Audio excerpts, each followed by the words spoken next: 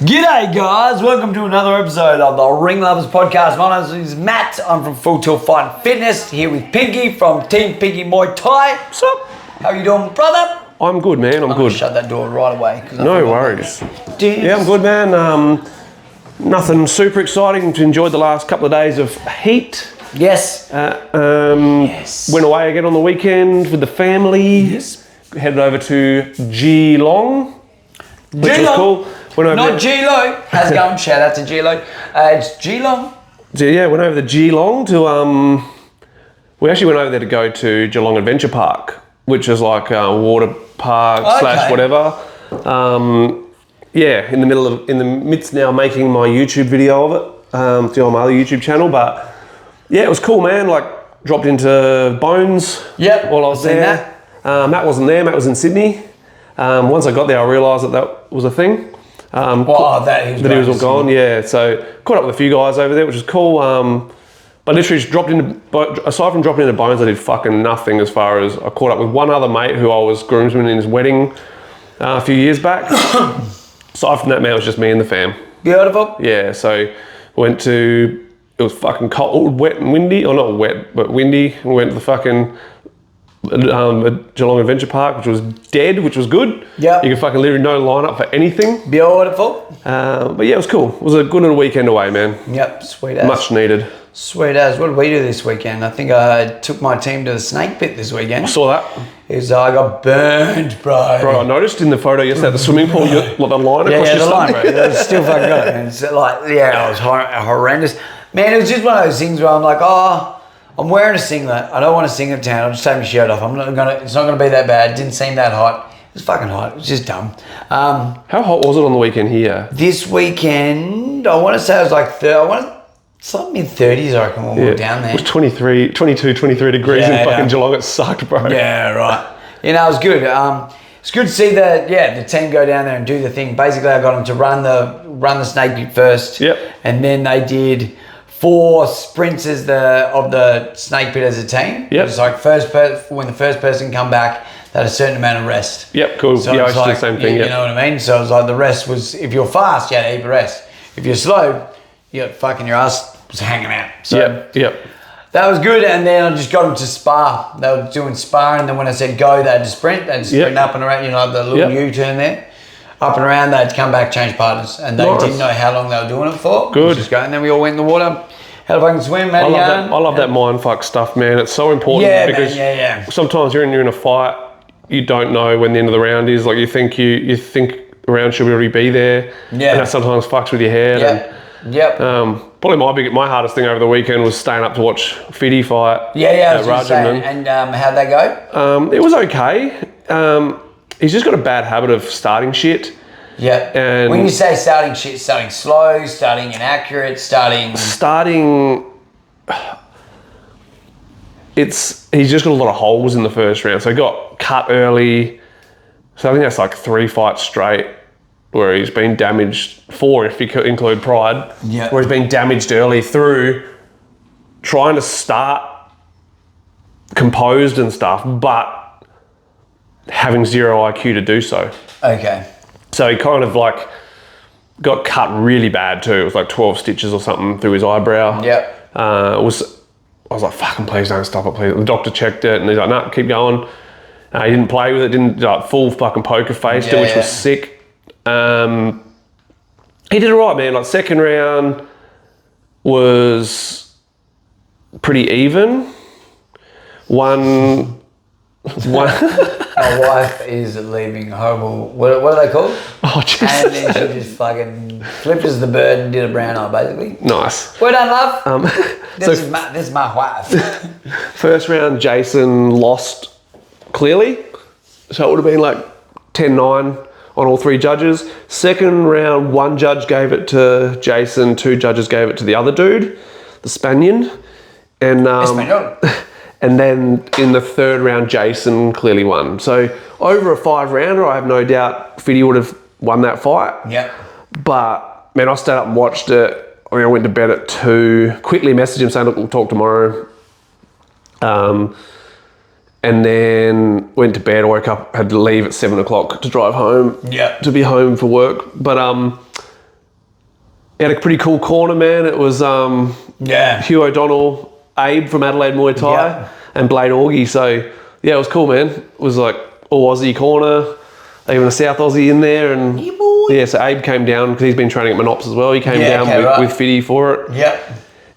But yeah, he did all right. He did all right. Like I wasn't expecting miracles. It's been 15 months since he's actually had a proper fight. Yep. All he's had is that debacle in May last year on fucking Pride. Yep. So he did all right, man. And in my eyes, man, he was never fighting again. So it is what it is, right? Like it's what's next. So I think because he's got a pretty bad cut and he was supposed to do some touristy stuff at the end of his trip, I've said to him, like, do your touristy stuff this week. Yeah. And then back into training next week. Try and get into the gym most evenings just to show your face so that I don't think you've just disappeared. One of the worst things you can do. It's one of the worst things you can do here, let alone there. Oh yeah. You do it there, the tires just switch off. Yeah. You do it here. I mean, you do it here, everyone notices too. Yeah, for sure. Like you don't get the big gym feeler where you can just sort of like all your training partners. No, we had a quiet night last night in sparring. It was our night. We got a couple of dudes who are either injured or like Kurt at the moment is just about to go to surgery. Yep. So he can't get his eyes, like can't have any black eyes or any stuff like that because it's all eye surgery we're going through. Oh, that's right. Yeah. Got a couple of other boys who are like busy with work and shit like that. So other dudes are starting to notice that they don't have sparring partners and shit like that. And it's like, okay, well, remember this now for when a time for when you need your fucking sparring partners next, or when they need them, you need them too. Because I'm going through the same with Josh because I said, like, he goes, last night, he goes, do you want me to go spar at Matt's? And I'm like, in my head, I was like, do you know what? He's the one guy who disappears. Yeah, okay, so he can come in and have no one to fucking spar. Yeah, cool. And that's kind of, for me, it's my lesson for him. Because I said, because the thing, obviously leading into the thing, I'm like, do whatever you need to do. Like if you need us here, like if you need to come here and you want to come to a class or whatever, I said, but just run it past Pinks and then just let us know what you want to do. Yep. So I'm here for you, like I said, in the end, on the night, like you're going to hear my voice, so you may as well get used to it when you can. Yeah. I said, but like, yeah, that's like the thing where it's the funniest thing about training another person's fighter and not treading on the old trainer's toes. Like not the old trainer, the trainer's toes. Yeah. The dude who's for sure doing the thing, you know, like I'm here to help you get him there, not coach him there. Yeah, I get what you mean. I get what you mean, man. I get what you mean. I'm here to help him, you know. Yeah. So it is. So he's like, not the brightest spark though, and he totally just like he actually totally just thought he was supposed to be prepping here. Full stop. Yeah. Okay. Yeah. It's like everything needs to be like. There's no roundabouts with him. It's like it's this. Like every step. If you talk the whole step, he gets it. But if you go, all right, you need to make sure you're getting everything done on the whiteboard. Yeah. Okay. Like it ain't happening. Yeah. It's like I didn't do my finishing off stuff. Why? Oh, I didn't realise I had to. Yeah. Yeah. But like, so like going back to that whole thing about helping and like making sure that you show your face and get back to the gym. That's not for anything else than making sure that your trainer knows that you still care about the rest of everyone else. Yeah, for sure. So that it shows that you care. So that then you have the right to whinge when you've got no one to spar. That's right. Yeah, because you've done the right things and you've been reliable and he also like I also said to him like I want you in our gym as much as possible at the moment because I want you to earn my fucking time back. That's right, yeah. Like you've done so shit the last year that sorry man, like I need to see you so that you're gonna work back into your like good graces. Yeah, because I want to get back to holding pads for him and shit, but I'm not going to unless he's doing the right things. Yeah. I ain't rewarding him for being an idiot. And especially after the last one, it was like, sorry man, I'm kind of done. Yeah. So make me undone. Yeah, that's right. Yeah, make me want to work again. Yeah, for sure. But then so back to 50 years. So like with his cut, he's going to go. He'll start being a tourist this week. Yeah, do his touristy thing. But like you said, make sure you get back in the gym and fucking show your face. And then it's the same thing if you're injured here too, though. 100%. Like in the same being thing. and learning, watching and learning. Yeah, man. Yeah, and like I've always said it to like. It's out of respect to the people who fucking paid for the ticket that came to watch you too. Like come back and go, hey man, like it's not like what means the world to them is like thanks for spending your hard-earned money to come watch me fucking fight. Like, Yeah. supporting, like, Yeah, man. I need fans there. So Yeah. like, that's what I've always said to my dudes. Come back, do general class shit. Like, Yeah. you can't do fight team stuff. Help some fucking new dude in the general class. Man, You know? 100%. And I got like Kenneth's fucking real good at that. Fucking Liam's real good at that as well. We've got some good dudes who are really good at doing that. Because I was watching like on the YouTube live, the amount of excuse me, the amount of names and people commenting that were people I know. Yeah, that's like right. These people haven't stayed up because they That's like right. SK's Empire. Yeah, that's right. They've stayed up because For Fiddy's you, on there. yeah. And it's like, man, look at that. Okay, I now owe them the respect of doing the right thing next. Yeah. Like, people who are supporting you, you then owe them. You don't owe them money. Yeah. You owe them the respect of giving it 100%. Of trying, yeah, that's right. And so he's having his tourist week, whatever. He's going to do maybe 2 or 3 days of stuff, and then I said, then you get back into it. I speak to him and see if he wants to put you on something. If not, then I'll try and get you something. I think he's just going to fight on a Chiang Mai Stadium show where you can actually do like the proper 5-round game. Yeah. Where you start slow, you do your 3rd round, step it up a little bit, 4th round, go for it. Yeah. And then 5th round, play it until you've won. Yeah. So he's going to do that. And practice a few things as well, you know. I reckon, I hope they give him the guy that Rig fought and the guy that Ned Tucker fought as well. He's a big boy. He's a big Thai boy, like short but like thick, and he's quite good, you know. Yeah. I'd like for him to fight him because he's big and heavy and it'll actually make Jason earn his shit, you know. Yeah. So that's he'll probably fight in Chiang Mai now. Man, he might even fight twice more. And if he's fine, if he's fit, doesn't lose too much fitness, jumps back in next week, they can put him in, or it might just be one more time. And then I head over there for his last few days. He booked his flights home for the 3rd of March, and I get there on the 26th of Feb. I think 27th he's coming down. Yeah. To hang out for a few days. Beauty. But yeah, he seems to be enjoying it, man. Had a good chat with him on the way home on Monday. Just got on cam with him and had a bit of a chat and said a few things that he needs to work on and like actively work on it, and I need to see it to keep me interested as well. Yeah. But yeah, man, like I got a lot of inboxes from people about it, and I was like, look, he's yet to prove himself to me. He's had so many opportunities and kind of fucked me on them. Yeah. So now it's like, I never used to look at it that he owed me anything as a fighter, but now I do. Yeah. Because this is the one you said that this is, you want to give it, that you want to do it now. Okay, so if that's the case, sorry, man. Like, I've heard it from you before. If you hadn't ever lied to me or lied to yourself before, that's right, but not covered all the bases, then this time better be the one where you're fucking doing all the steps and whatever. So yeah, we'll see. We'll see. Now, one thing that we do want to speak about, we were talking about it before we go into our questions, all that sort of stuff. I think we had a question to do with it. Is this O and having a go and the idea of undefeated fighters and all that sort of stuff. So we were discussing before we came on here, and it is something that's getting brought up a lot more. Just about making sure, like, not really giving a shit if you lose. Yeah. And I mean, like, as much as I've always said it, and caring, but risking it. But you've got to be able to risk it for the biscuit. You do.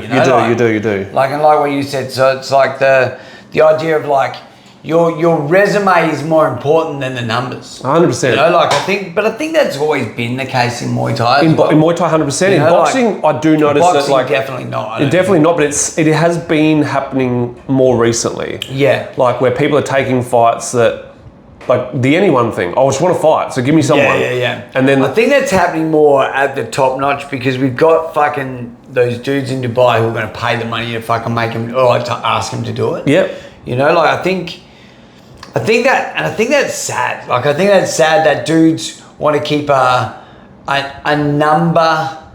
They're looking after a sacred number as opposed to like doing what you want to do. Like I always like, man, some of the best things that I have to say is like, man, I fought Terry right off you fucking Commonwealth Games thing. Yeah. And at that time, like, he was the golden boy. Yeah. And I fucking got to have a crack at him then. Yeah. So I lost that fight. Yep. Arguably. Yeah. But you know what I mean? But like, that is a feather in my cap. Yeah. I lost that one. Yeah. Why? Because I fought a dude who was fucking at that level at that time. You know, like, so like, that's what I reckon.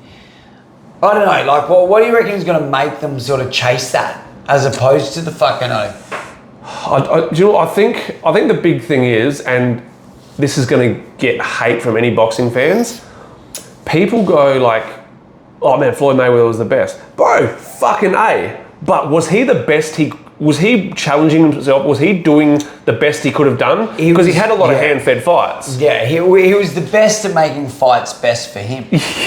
You know what I mean? Like, everyone just like, bro, I'm all for the IQ thing. I'm all for that. He fought Canelo young and made him cut a heap of weight. Yeah. You know, like, he felt like one of his fights, like he had that fight against Maidana.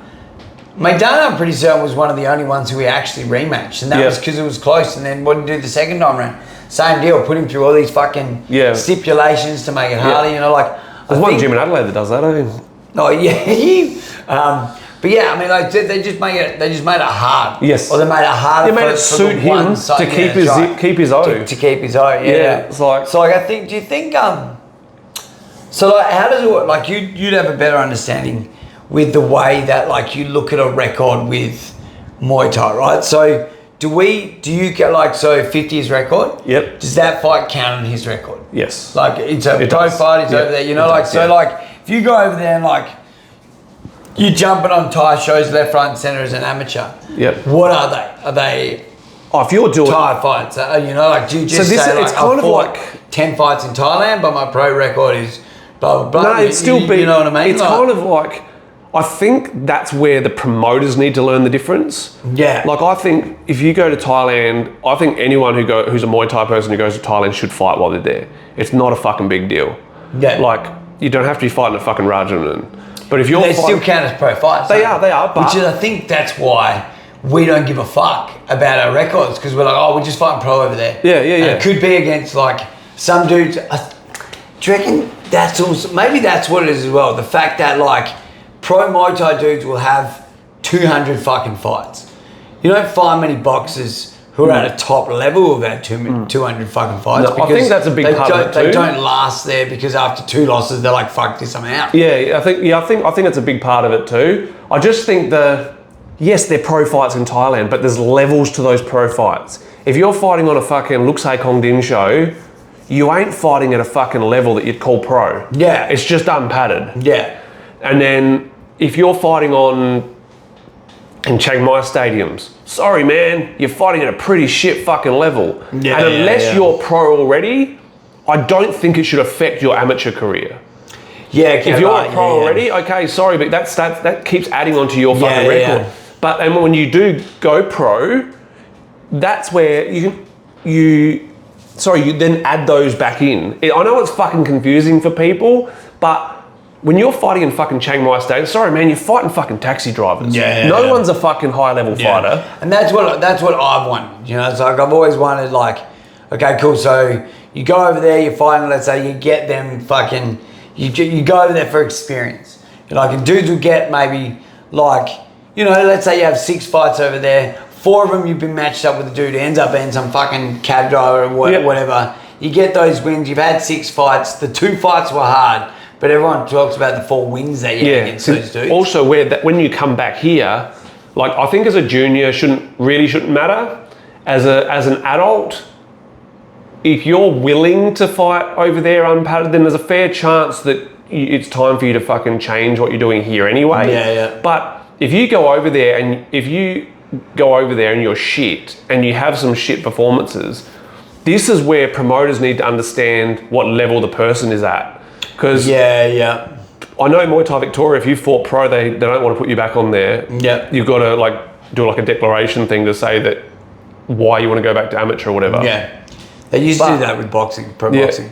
Yeah, for sure. But it's like, I kind of get that because then you get the cheaters. You get the people who do care about their amateur record, who want to go like fucking 10-0. Yeah. They will go to Thailand, bash some fucking taxi drivers, fucking maybe even have a couple of okay level fights, come back, flog everyone on the amateur scene, then go pro. Like, that's stupid. But that's the problem. Those people are fucking it for everyone else. So, yes, you're fighting pro in Thailand. Yes, it adds to the record, but it's like we spoke about a few weeks ago, it doesn't affect your trajectory in Australia. No. Like, if you go over there as an amateur here, you go over there, you have 6 fights in Thailand, 4 wins, 2 losses, you come back here, any promoter that is matching you at a 4-2 fucking pro record isn't a very good promoter. No, you're right. They will go, all right, you fought fucking Chiang Mai, 6 wins, 6 fights, 4 wins, 2 losses. Probably going to fight a debut proer, you know, or a second time pro. Yeah, you know, like you're not. That's right. Yeah. It's people knowing from the other side, from the other end, what level stadiums are. Maybe you fought at fucking Rajaman, but you fought in Rajaman knockout. Yeah. Maybe you fought in there 5 times. Yeah. Sorry, man, you're probably still fighting a second time pro. Like, yeah. Whereas you fought on SKS Empire. Sorry, man, it ain't a very fucking high level show. Yeah. Like, at the moment, I think it's going to grow, but you fought on RWS. Sorry, man, you're taking a fucking step up. Yeah. And so I think, like, you should be able to go and fight in Thailand and not affect your amateur career as such. And the pro side of it in Thailand, yes, it goes on your record, but no promoter is going to look at it and go, oh, he just fought in fucking Chuang Stadium, fucking, he's a different fucking level now. No, he's fucking not. No promoter in their right mind is going to do that. It still goes on your record because it was still a fight. It's like you fighting on the fucking lowest of low class pro shows here. That's what it is, like when you're fighting on a lot of them. But if you're fighting an RWS or whatever, any of the bigger shows, then that will then go, promoters go, oh, he's been fighting at this level. Yeah. So he should be fighting at that level here. Yeah. So that's where you've got to be smart by making the choice when you're in Thailand. I mean, inbox me anytime if you want to know whether it's a smart move for you to be doing whatever. Yeah. And, you know, just explain to me what your record is, where you've been fighting in Australia, and what your plans are when you come back.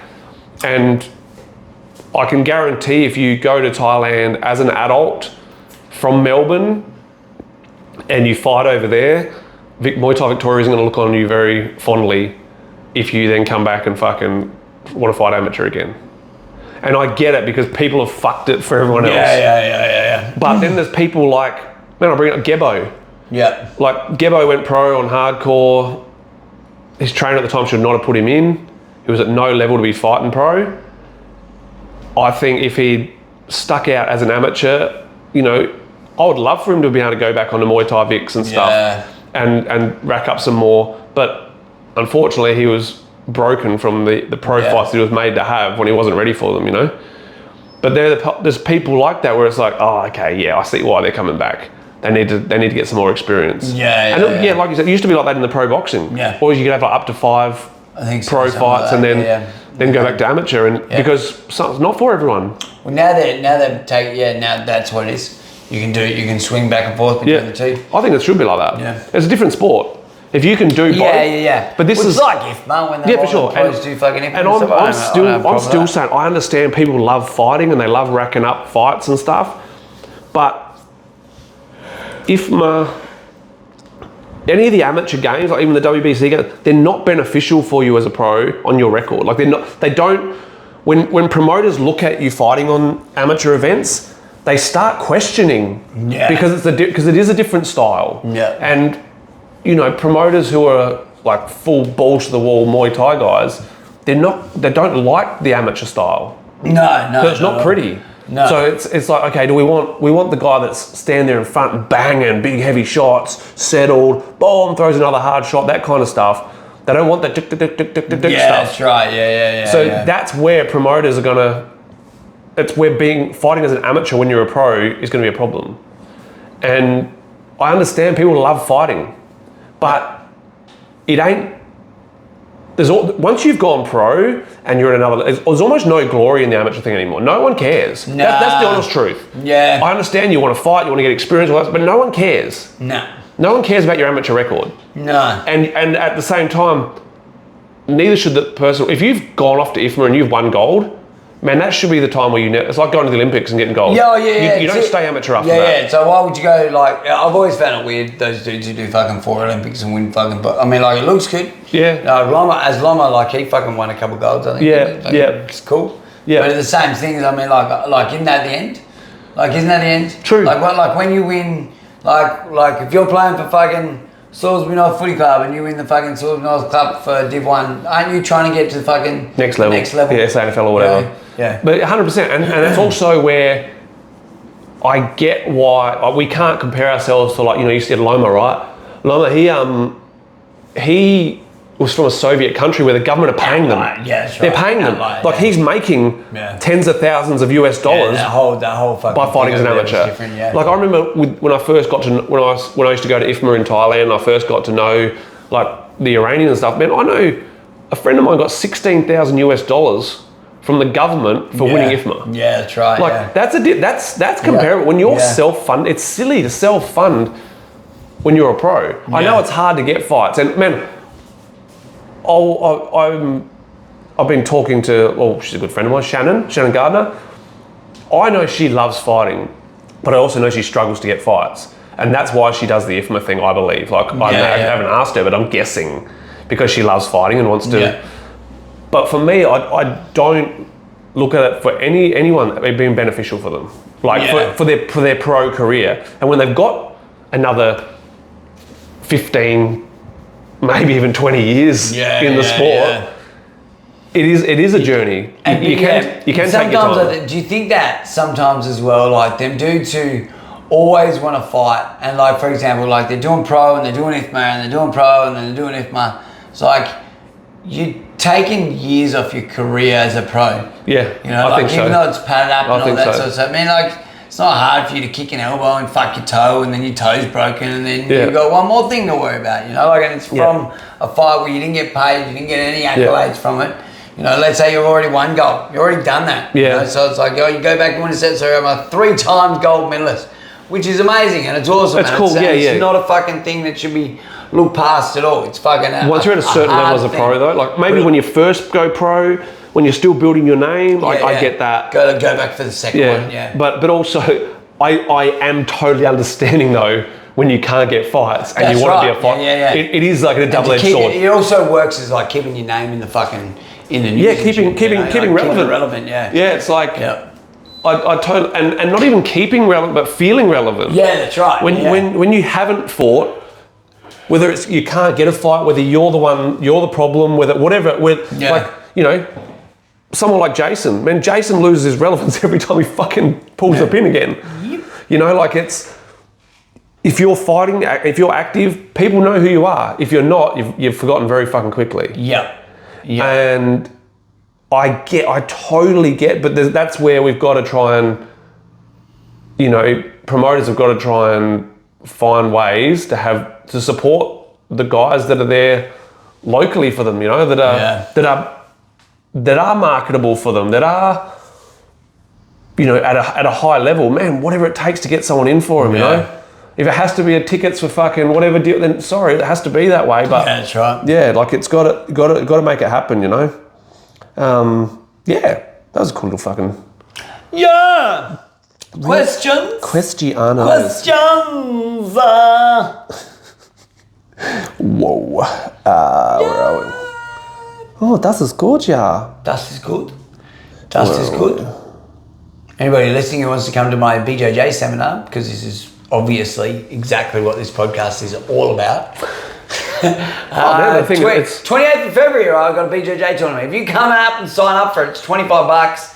Fuck, man, if you're from another fucking gym, just come out and fucking learn some jits. Anyway.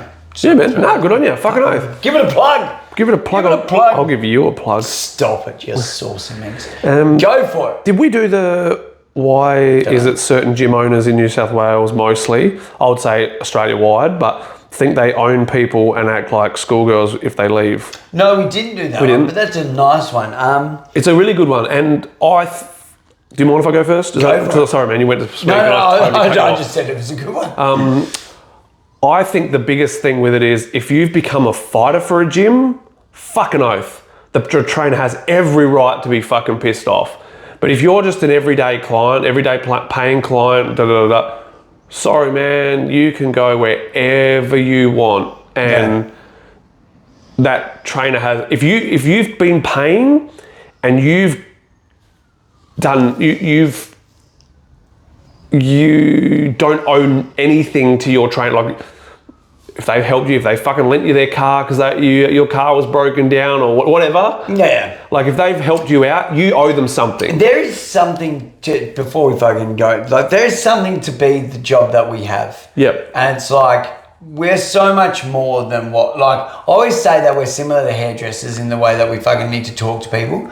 But man, even just like what you said then, like, I was thinking, fuck, I've lent a car to one of my fucking clients. Like, they're a mate, but they're a client before they were a mate. Yeah, yeah. You know, that's why I lent them their car. Like, they're not a random person. I'm lending their car because, like, I lent them my car because they were a mate and they did need them, but I met them in the gym. Yeah. You know, so that's the sort of thing where it's like, so that dude is like, you know, or like a dude in You'd that hope they'd sort show of some realm. loyalty for that. Yeah, that's right. Yeah, that's right. Yeah, there's sort of like, and surely you'd fucking know, you know, like surely you'd know, okay, one, I'm a fighter, sweet, I'm going to communicate with my coach and fucking say like, no, it's not me I think that respect thing's just gone though. I think they have to be reminded.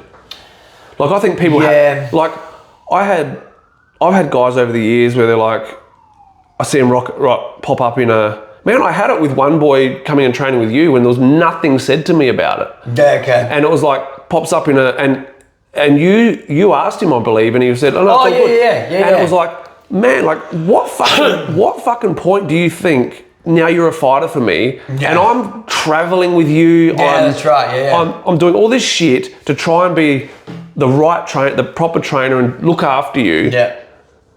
And you think you can just go and train at another gym? Yeah. Like, especially when we're working on particular things. That's right. And here's how that looks too, which I don't think they don't understand. You look like the dude your missus cheated on with. Yes. You know what I mean? Like as in like, it's not like me as a trainer, right? So that dude comes here, trains. I say to him, hey man, like, sure you're right to be here, blah, blah, blah. Yep. And then they go, yep, cool. So in my mind, we're cool. Because we're cool. Yeah. But meanwhile, we're not cool. Because he's told me he's that it's okay. He's like, yeah. And I've gone, oh, sweet, no worries. And then next thing you know, you've got this idea of, like, what's he doing up there? What's Matt fucking telling him? Oh, never. Not you and me. No, but it can happen. Any other gym, it can happen. Not you and I. It can happen. Yeah, it can happen. What I mean? You're like, like, or even just the fact, like he may go to a gym that it's like we've got our gyms, like, if one of my dudes rocked up to your gym and they were in your photo, I'd be like, oh, yeah, you went down to Biggs. Oh, yeah, cool. How'd you like it? What'd you do? You know, like, but there's other gyms where if they went there, I'd be like, well, why'd you go there? I still think even if they rocked up at my gym, unless they'd told you first, fucking, if they're one of your fighters and that, man, you should be fucking... Oh, yeah, they should get reprimanded. Yeah, that's right, yeah. Fucking, like, if they went there, like, oh, we got, I'm sure that, well, I'm in a chat, like, we've got our chat, but we've got, like, I've got a fighters group chat. Yeah. Where it's like that, everyone's super communicating in that, because sometimes they go down to SA Combat. Yep. And they'll go like, hey, do you mind if we go? No, go. Sweet, go. Fucking, you know, that sort of thing. But back to the thing, I look at what I was more thinking of, like, he's lied to me, told me it's okay, so I've been super nice to him, fucking da-da. Meanwhile, you next he's been disrespectful on both ends. Yeah, that's right. And then you're sitting there going like, oh, what's he fucking telling him? It's funny because now I'm watching that cat gym hop. Yeah. Like gym hop, like it's literally like, I don't think there's any way you can justify going to that many gyms. Like, as a trainer, we can justify it because we can go, because thinks he's king turd of the shit parade. No one's given him what he deserves. Yeah. He's an entitled fuck. Or no one's good enough. Yeah. But then other people look at it like it's oh man, he's just trying to learn and you know, learn from as many people as, no, that's... Yeah, I was going to say, the trainer knows. Us trainers know. Yeah. We see the dudes who are like that because we have the conversation about it. Yeah. So I go, like to almost to the point where like, oh, I'm surprised he hasn't rocked up to you yet. Yeah, you know what I mean? Like, oh, so he hasn't started with you yet. Oh, okay, he'll be there. Give him a couple of weeks, he'll rock up. Oh, he's just finishing up at the other gym now. Yeah, because I also... Yeah, it's okay to do a session here and there with someone else if your trainers, if it's in line with what your trainer's teaching, but I don't think you can ever be, you know, you can ever get to the next level unless you've filled your cup in a certain place. Like if you have to be in your gym with your trainer until you've got all but everything from what they can teach you, and then it's time to move on. Like then it's like, okay, And the trainer should also realise that. Yeah, and go, oh, maybe we should, we should need to reach it. We need to branch off, and it's probably time for you to move on and actually, like, if you want to go to the next level, this is what it's going to take. Like, and that's what Thailand is for me. It's like, I might see them getting a bit stagnant, or I might see them just needing that extra push to get uncomfortable, whatever. That's what it was with Jason. I want to come back and fight. All right, go to Thailand. You want to go back and fight again? Go to fucking Thailand. Yeah, and that's kind of where I use Thailand. It's like, all right, get over there, fucking do some stuff. Yeah, get uncomfortable.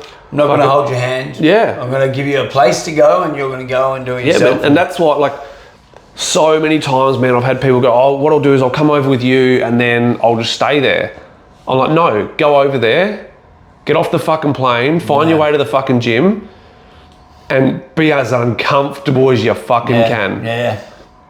That's what I'm about. That's what, man, Jason had never even travelled internationally. It makes you better, like pressure creates diamonds. Fucking time. Jason had never been out of the state before until he started doing Muay Thai. Yeah, okay, right. And then this was his first international trip, and man, he fucking got off the plane, had to get his ass through immigration and go to fucking no holding the hand, bro. Yeah. No holding the hand. Yeah. Like, I've kind of said the same thing when people come on the trip to Thailand last year. Like, I didn't want anyone who was staying on after I left.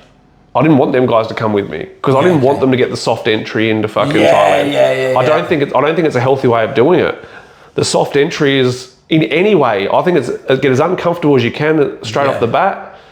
Like, that's the thing. I went to Thailand to go for a 2-week trip. Go for 2 weeks with the International Kickboxer Tour. And I got there and I go, fuck, I'm staying. If I'd planned to stay on after that, I don't think it would have been the same. Yeah, okay, right. Like, I think it would have been like, I'm kind of using someone else to get me, to show me around, show me the ropes. I'll work it out after they're gone. Get someone, when you get there, straight off the bat. Find a new friend and get them to show you the ropes. Find your friend. Yeah. So there's a lot to be said there. A lot to be said for that. So at the end of the day, gym owners can get fucked. If you're a general, you're a general. If you're a general, you can go wherever the fuck you do what you want. It's your money, it's your sort of thing. So you're not, like, we don't sort of look at you as on a journey. Yeah. Of like a competition journey. You're on your journey, cool, sweet. Yeah. And we love everything about you.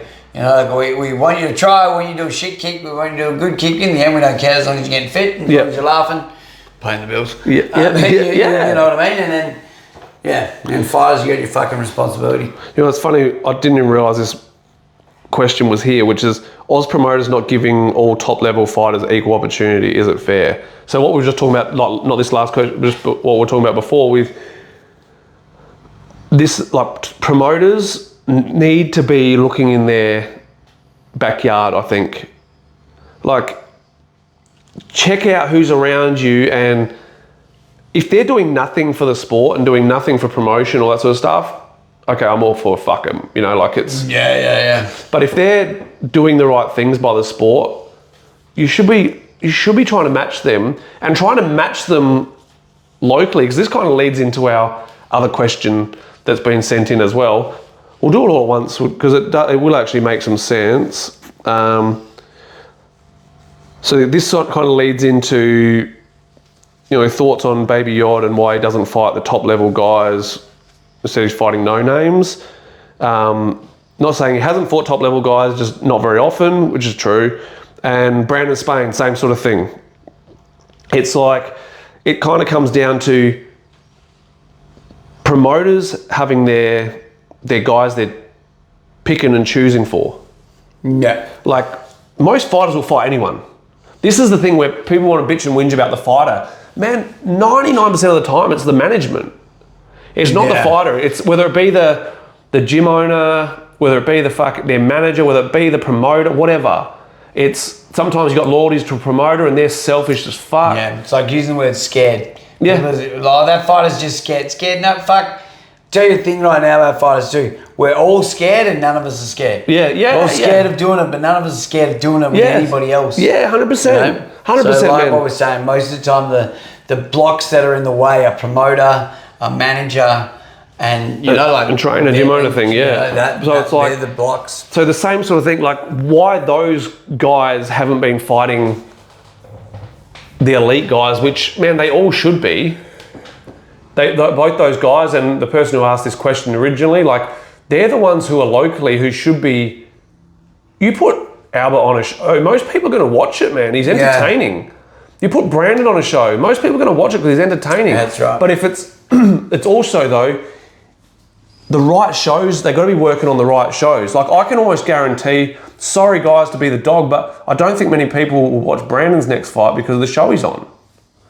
Like and I'm not saying the show is doing nothing good. I'm just saying, sorry man, it's Queensland. Yeah. Like the real Muay Thai people have checked out of that a long time ago. I don't hear of many guys now saying they watch the shows. Probably the only one they are watching is Muay Thai League. Yeah. And it sort of comes down to, I guess, jelly bean titles and all that sort of stuff. Baby Yod, like I'm not sure what's happening with his career, but he's been just fought boxing and he fought in that hardcore 4-man, whatever that was, like a year and a half ago or something maybe. Yeah. That kind of stuff. But it's like, I think it's time for promoters to go, nah, fucking let's take the top, let's give these guys the top dogs. Give them the top dogs. There's no reason why they can't fight the top dogs. They should. The promoters should be cashing in on having these guys on their show because they're locals and da. But give them the challenges. It ain't about cashing in for easy fights. Only give them the fucking top fights, so it makes it attractive for the rest of the world as well. So people actually want to watch it. You bring over, for Brandon, for instance, you bring over some top level Thai. Thais will then care. Yeah, that's right, yeah. Or you bring over some dude from Europe who's, got a massive record, big following in fucking Spain or wherever. France. You bring over like a Frenchie or whatever. France are going to be watching. Canada. But it's got to be the name. Yeah. You've got to have the name attached to that person you're bringing in for them. That's right, yeah. And if you've got the name in this country, promoters then can use that to sell live streams overseas and stuff. Yeah, that's right, yeah. And then also, promoters need to start cashing in on the YouTube thing. Like, every fight, make sure they get put up on YouTube so you get monetized and then you start making some money from that. Yeah, then, right. I looked up, I was watching some fights from 1774 last night in the gym, had them up on the big screen. When Jonathan Helu versus Kajaiba pops up, it's like 6,000 views. Yeah, that's right, yeah. Like, man, it's not bad. Yeah. But at the same time, there should be more. So more consistency through promotions, putting out all their fights. Yeah, that's right. Means more. Those Yeah. So promoters need to put the local guys on and bring in the internationals. It's going to make it worth their while. Yeah, that's right. They love talking about it like, oh man, it's not, bringing internationals isn't viable, whatever. Pick the right ones. Just any old person. And if someone says to a top level fighter, sorry man, you're not fighting for the next 4 months because we've got so-and-so booked. Like you're not fighting on our show, we've got you booked for so-and-so. Yeah. In the next 2 months, find something else. Yeah. Not, wait for our show. We promise you the best. That's right. No, go do what you got to do. Give us 60 days before our show because we're going to bring over fucking whoever from England who's a big name. Yeah, big name. Yeah. So there's still money to be made from it. It's just got to be done smarter. That's right. Yeah. Now, right. What we got? I think we got one more here. Just while I'm looking this up, we're going to have to bank up some recordings next week. Easy. And I'm off the week after, so we'll do that. We'll bank up some next week, and then this one I actually want to try and do a resume on while I'm away because I'll be in Thailand again. Yeah, we'll definitely make it happen this time, 100%. So we'll do 2 next week. So send in as many questions as you can, guys. If you're listening on Spotify and you don't know where we are, it's just Ringlovers Podcast on Instagram. Either inboxes or wait for the post to get put up. If you're not too, you can also, they're all getting put on YouTube now too. Yes. The tube, so you can see our beautiful faces. Our beautiful faces. Hello. We've got one more question, and I'm not sure this person's going to like the answer, but Two fingers. the fifth knuckle. State versus style of American Muay Thai at the moment. So it's like, this guy's a young American lad. Thank you very much for following what we do. I appreciate that. Probably an Eddie Abasolo fan. I would say there are certain people, and we've been sharing that latest one in our group chat of that dude, this whole overcomplicating shit. Yeah. It is such an Americanism, and it is, you can't try and make something sound so fucking difficult and expect people to learn it. Like, things aren't being taught by these idiots. They're actually like, it's my problem with like Luke the Chef. Actually, this guy's got a photo on his Instagram with Luke the Chef. But Luke the Chef, I find, same with Eddie Abasolo. No. There's that Canadian twat. I know it's a different country, but he's that, what's his name? The fucking something prophet, the koi fish prophet. Then there's that latest dude, like I can't remember his name, but so many of them, they just make everything sound so fucking difficult. And I think it's actually holding shit back. I'll tell you who's doing something positive for fucking American Muay Thai. Matt Lucas. Everything's so simple, dot pointed, and people want to bitch about it and go, oh, he's done fuck all in Muay. Fuck off. He's done more in Muay Thai. He might not have been the big name fighter, but he's done more for Muay Thai over the last 4 or 5 years than pretty much anyone, let alone an American. Yeah. The state of American Muay Thai is fucked because too many people are full of shit. Too many people are trying to make business out of it instead of, like we've spoken about, be the Muay Thai guy and make money from it. Yeah. Don't be the money guy trying to make money from and trying to learn Muay Thai, because it doesn't work. These guys are just talking. There is nothing advanced about Muay Thai. It is so fucking simple, and they all try and make it sound so fucking complicated, and that you've got to do all these different fucking moves to make it work. Yeah. Man, do what works. I think they make strange situations seem that they are the common situation. If you know what I mean? Yeah. Like, hey man, do it this way, and then you can hook the leg, or fucking whatever. Yes. But it's like, okay, that might work in this situation on that day when you're in the, Yep. the basic shit is the stuff that works all the time. Yes. The other extra little intricate shit is fun, and it's fucking situational. It's what you do. You do that for general classes because it keeps fucking people interested. Man, I did fucking jump knees the other day in my fucking general class. Good. Teams into jump knees, cool. I've said to my fighters, was that? So did I. Yeah. It's like, it's cool. It's like, man, it was hot that day. Yep. So I'm like, oh, you can't. It's fucking hot. Get the kick shields out. We're going to do some fucking fun shit. You don't need to fucking work your ass off. Yep. Team, take your time, step up, jump knee. Yep. Could they get it? No. But did they all have fucking laugh? Yeah. Like, will they ever use it in sparring? No. Will my dudes try and use it in a fight? Maybe. Yeah. But if they are, I'm going to fucking, if I think it, I can do that in a general class. I can watch my fighters do it and go, oh, that good dude can actually do that all right. Yeah. Effortlessly. Yep. I go, oh, okay, cool. I might actually go, hey man, you can jump knee from here. Like, you can do that from here, you have the ability to do that. Yeah. It's not an every round thing. It's not an every fight thing. It's not even every fucking 3 fight thing. Yeah. It's a situational thing. Yeah. If the situation comes, that's when you can do it. Yeah. But even for sure. then, that's after we've taught them how to be smart enough to notice the situation. Yeah, for sure. And I think a big part of that is even, don't try and overcomplicate. It's simple. It's a tip, and you jump and you knee. Yeah. It's like jumping knee. Jason landed 2 or 3 of them in that last fight. Yep. And it's something we've been working on with him, and I was happy to see it come out. There is no, all right, so now you step here and then you do.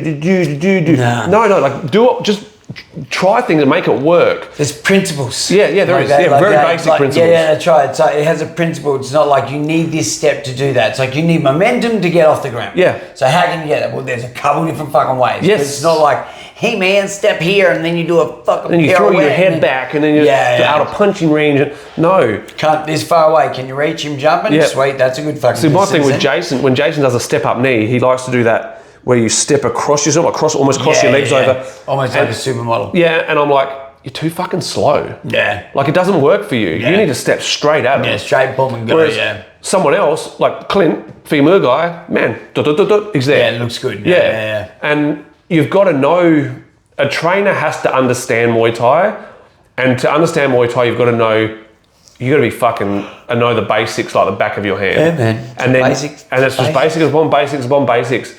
I would say to any American that listens to this, watch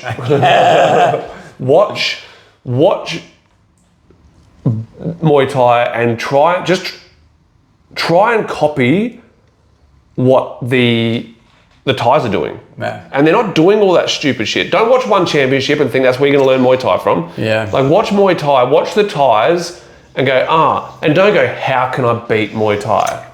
Because that's what's going to bring real Muay Thai to the country. Yeah. When people are going, we're just Muay Thai geeks. We want to do real Muay Thai. Do you know what I think is funny, just thinking about it now? Like, we can go to Thailand, not speak a lick of their language, and understand their sport. Yes. Why? Because it's fucking easy. Yes, it is, It's an easy fucking thing. You know? It's very like, basic, very basic. And getting those basics right isn't easy. Yeah. But the mechanics of it is very fucking easy. Yeah. It's not complicated, but it just takes time and practice to do it over and over and over and over and over and over. Understanding how to fight, that's the difficult bit. Yeah, that's knowing the timing and this and that. Like, I've got a young lad in the gym and he's doing good with the techniques and stuff, but sparring and clinching are fucking average. Yeah. And I've said to a couple of the guys in the gym, just let him go. Let him just keep going. Find his feet. Because he's either going to get it or he's not. Yeah. And either way, the level he's at right now, he could fight, bro, not a problem. And how hard he works, he could fight, not a problem. Yeah. And it might take that to then go, because a lot of people don't learn until they have their first fight. That's right, They think they know what they're doing, and then they have their first. I reckon 90% of people who all come out going, I didn't think I was going to be like that. My missus, all the things I said to her in training, she never fucking listened to a bit of it, right? And she had her first fight. She goes, fuck, I totally get what you mean now. Like, I know. I'm like, well, that's good. Like, it's. Yeah, that's good now. It's usually the wake up. This is why you shouldn't take first fights so seriously. No. Like, as a trainer. Yeah. Like the fighter, get in there and give it a crack. Yeah. Try and win it. But I also think, like, for us, it's like, look at who's got the heart. Yeah, man. All right, you got in there. All right, sweet. You showed heart. That's all you really need. What did you learn from that? Oh, fuck, man. Now I totally get what you mean. Why my hands have to be up. Like, whatever. Yeah, whatever it may be. Yeah, you're right. Yeah, so it's keep it basic. Don't watch all these fucking Insta losers who are just overcomplicating shit and making it look like fucking crap as well. It's like that. It's like a mixture of karate / kickboxing with elbows. There's just so many extra movements that are, or taekwondo. There's so many extra movements in there that don't need to be there.